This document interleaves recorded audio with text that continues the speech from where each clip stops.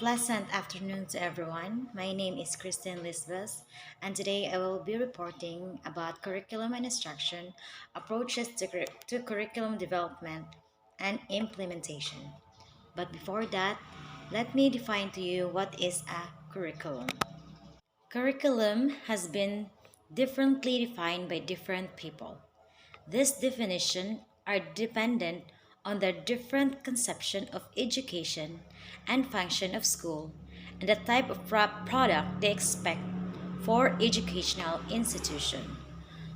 So the curriculum is from a Latin word chorus, which means to run a race. This means that once a child start to learn, he or she begin to run a race.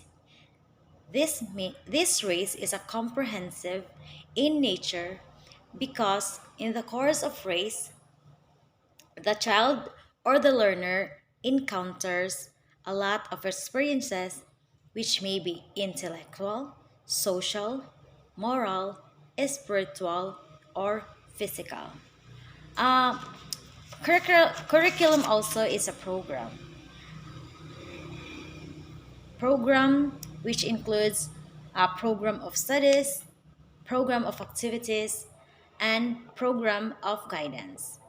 So for me, like the curriculum of K to 12, so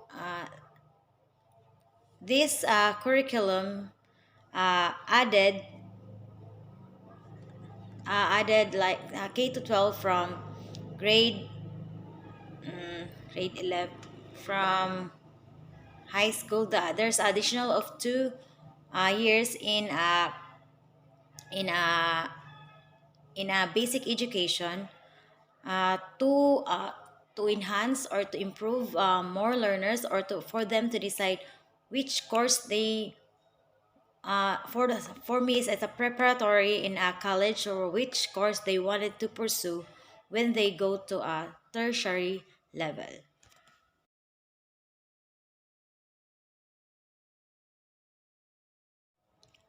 Approaches to curriculum development and implementation is the John Hopkins University approach. It was presented by Kern, Thomas, Hoa, and Bayes. So this approach has 6 steps, which includes problem identification, need assessment of targeted learners, goals and objective, educational strategies, implementation, and lastly is evaluation and feedbacks. They see the approach as logical, systematic, dynamic, and interactive. So I will discuss one by one the 6 steps of the following slides. The first step is the problem identification. The main reason for developing a curriculum is to train learners to be useful members of the society. These problems form the basis of selecting knowledge, skills, values, and attitudes to be inculcated in the learners to help them solve their problems. In identifying the problem, the learner's characteristics, their current status, and what they should be are analyzed to identify the problem, like in our school or in a different school. I can say that the identified problem now is the struggling learners. There are a lot of uh, learners who are struggling in reading. So that is the problem. Even in grade 6, I can say that there is still learners who is struggling in reading. So that is the main problem. The learners is struggling in reading. The next step is need assessment of targeted learners. It involves a process by which the curriculum developers finds out the difference between what is and what should be. The process involves research and review in recent issues. Since my first slide, since my first slide talks about the struggling learners who is struggling in reading, my entire video will talk about that, and that would be my example for the entire session. So since there is struggling learners who are struggling in readers, so we need to assess on how or how many are the total learners who are struggling in readings. So as a result of this process, the member of the assessment are likely to identify the following issues and trends of uh, how many learners who are struggling in reading, and they will come up to their goals and objective, which I will be discussing in the next slides. The third step is goals and objective. Goals are broad statement of intended learning outcome, and they are not measurable until they are broken down into action verb. Goals objective are specific statement of intention of what is expected of the learners at the end of the teaching session. So once the problem are identified, the need of the targeted group analyzed, the broad objectives or goals are formulated and then broken down into pieces. So after the assessment of how many learners or what learn what that learners are what the learners are has a problem, or ano yung problema sa mga learners, so they will come up to their goals and objectives, uh, so that at the end of the school year they will know, or they can parang at the end of the school year, uh, they can see of what will become, or ano pong mangyayari ng mga estudyante, or ano pong naging improvement since they have a goals and objective towards their learners. So, ano po yung mangyayari, or ano pong magandang naidulot sa mga estudyante or sa mga learners in a specific school.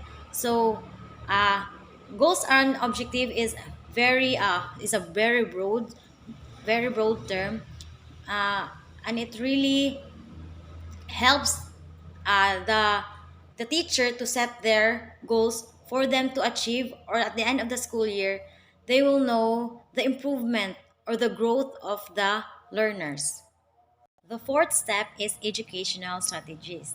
So after the goals and objective, the teacher or the depth ed community will have a strategy on how to come up to so that the learner will have a growth in reading. So educational strategies are the detailed means of facilitating learners. It involves the manipulation of the learning environment for them to motivate learners to learn. So, ano yung strategy na gagawin ng isang guro for the for like la mga sa mga struggling learners who are struggling in reading, how will they motivate the learners to read? What strategy are they going to implement? So like in our school, the strategies that are implementing, or they propose that uh, the master teacher will go, like in our school that we have three master teachers. So from grade 1 to grade 2, one master teacher, and so on and so forth. So it will be conducted every day, uh, 30 minutes to 1 hour per day per room. So that will be their strategies. In the next step, the fifth step is implementation, is it's putting into action. So the master teacher will go to each room. They will facilitate, or they will monitor, or they will take into action by parang each student will be reading in front of her or him, and he or she will assess on on how the learners are being improved. So since siya ang nagpapabasa every day, and he will monitor or assess on uh, paano yung gagawin sa isang estudyante kung hindi siya marunong magbasa. So ano yung gagawin niya? So ang ginawa is what he or she do is he put into action by making her read every student in a in a school every day. Lastly, the last step is evaluation and feedback. It closes the loop in the curriculum development cycle. It is a process of identifying the strengths and weaknesses of the curriculum. So, yun po. So, sa example ko na struggling learners who are struggling in reading, since dahil nga sa pandemic, kaya nangyari yon. So, there's a strength and weaknesses. So, the strength is that ay the the evaluation and feedback. So in evaluation, we can identify that there are really a, a lot of learners who are struggling in reading sa evaluation, and the feedback is that they are improving. So since now are the superintendent is a very, or the VP Sara is very into it on pabasa. So she want to really want the learners to improve in reading, because there are really a lot of total number of learners who is really struggling in learners. So uh, sa dito sa amin, we are really focusing on reading the reading materials, or how to improve the children's reading for them to know, kasi may mga there are still a lot of uh, uh, learners who are struggling learner, even in grade 6. So that it will, if they will go to high school, parang hindi na sila mahihiya, kasi or hindi na sa it will boost their confidence, kasi he or she know how to read already. And the feedback is that it really it will also help or boost the confidence of the teacher in that institution. So that would be the last step, which is the evaluation and feedback. Thank you, everyone. Have a nice day.